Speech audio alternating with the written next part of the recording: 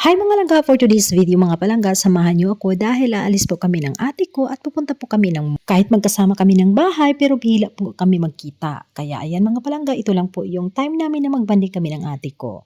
Kaya let's go. Ang plano talaga namin ng ate ko na magpadala lang po kami ng pera para sa pamilya namin. Pero pagdating namin dito sa mall na to ay marami talagang mga nakasales. At dahil papalapit ng winter at naisipan namin na bumili kami ng kahit isang pares lang man. Alam niyo ba guys, sa mall na ito, pag makakabili ka ng worth 200 riyal, ay may libre silang bag na isang bag kada 200 riyal. Sa mga nagtatanong anong mall po ba, ayan po, R&B po ang mall na pinuntahan po namin.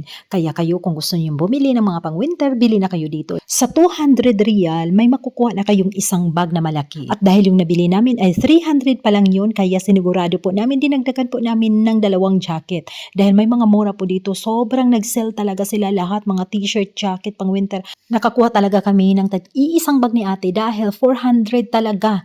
Exactly 400 talaga yung price na kinuha namin. Kaya napakaswerte naman talaga kasi nga yung bag na yun mga palangga, kung bibilhin mo yun ay nasa 85 real po yun. Malaking tulong na din po yung bag na free dahil po malaki siya. At habang ako ay papalapit ng cashier, may nakita na rin po ako na t-shirt na gustong gusto ko talaga yan. Ang favorito ko talaga yan mga langga, kaya kinuha ko na rin na 2.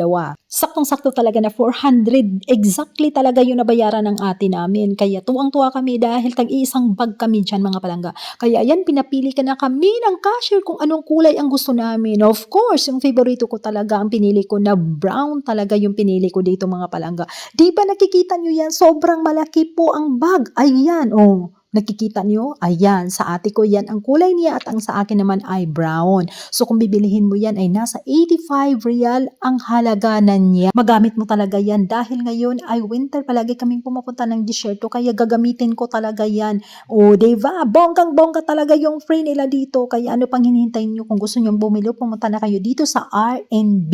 R&B talaga mga palangga. Maraming brands dito sa R&B mga palangga. So diba? Ayan lang, paldong-paldo ka na talaga dito. Kung gusto nyo talaga makamura mga palangga, no, punta lang talaga kayo dito sa mall na to. Maraming mga mall na pwedeng puntahan na ang daming mga sales. Pero dito mga palangga, pag may mga opportunity kayo na mga kita na mga sale, go na kayo mga palangga. Dahil kami wala kaming balak na bumili pero nakita namin at magagamit namin sa winter. Kaya binili talaga namin mga palangga. Ang dami kong mga bitbit dito mga palangga pero akala mo konti lang ang nabayaran dahil sa free marami kang mabibibit-bit talaga dito. Pero sa Pilipinas kung bibilihin mo to, sobrang mahal na talaga ito mga bayot. Paldong-paldo ka dito sa mga libre nila, mga freebies nila, mga sales nila dito. Halos ang mga tindahan dito mga palangga ay nagsisales talaga. Mga perfume, ang dami talaga. Kaya kung ikaw marami kang pera o kung gusto mang umuwi ng Pilipinas na gusto mong bumili ng mga pasalubong, dito ka na bumili dahil sobrang dami mong mabibili. Kahit konti lang yung pera mo. Alam niyo mga palangga, no, kahit na may trabaho ka dito pero ang hirap talaga mag-budget. Kulang-kulang talaga yung sahod mo dito sa ibang bansa.